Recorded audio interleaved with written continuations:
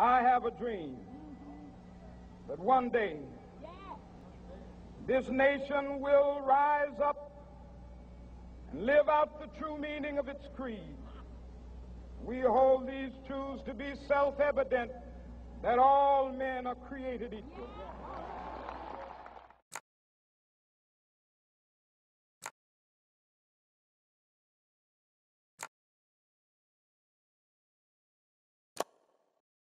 I grew up in a little community outside of the city of Sanford called Midway.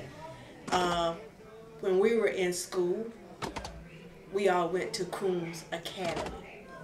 Crooms was the only high school for black students during that time.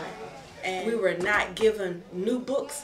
We had to use the books that the white kids had or were getting rid of.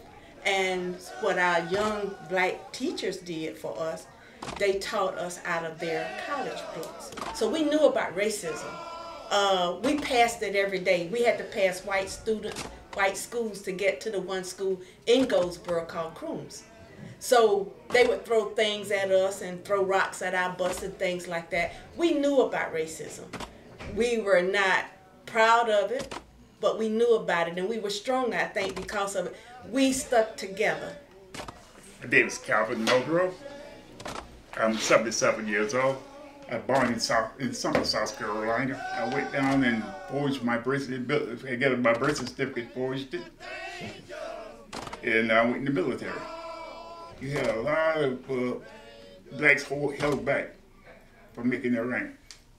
As time progressed, it became easier, much easier for them to make their rank.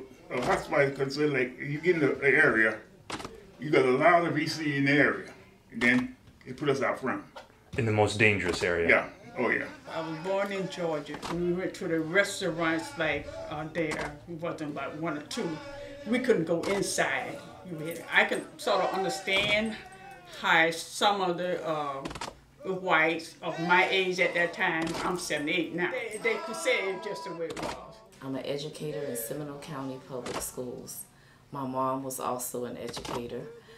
I don't have a lot of horrific experiences. However, I would say I don't have them firsthand. My great-grandfather was killed by the KKK in Rosewood during the Rosewood Massacre of 1923, I believe. My great-grandmother escaped to Sanford, Florida, and I went to segregated schools, but I did not feel any differently because everyone pretty much looked like me. The teachers looked like me, and the children looked like me.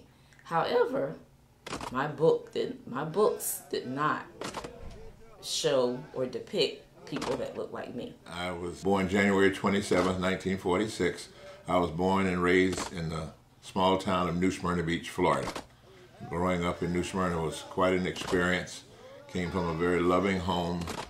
It wasn't a farming-like town, and a lot of the residents, the white residents there, were transplants from up north. What happened, segregation was a way of life.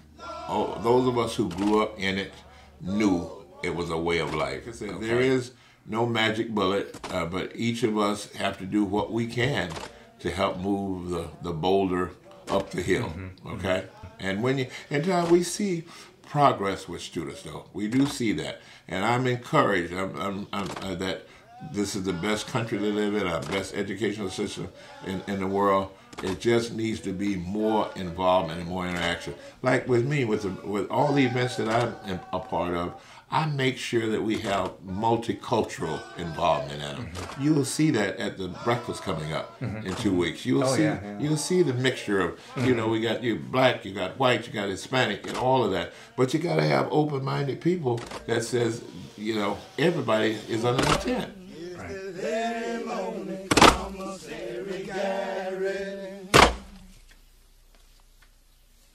Well, it taken, pull out.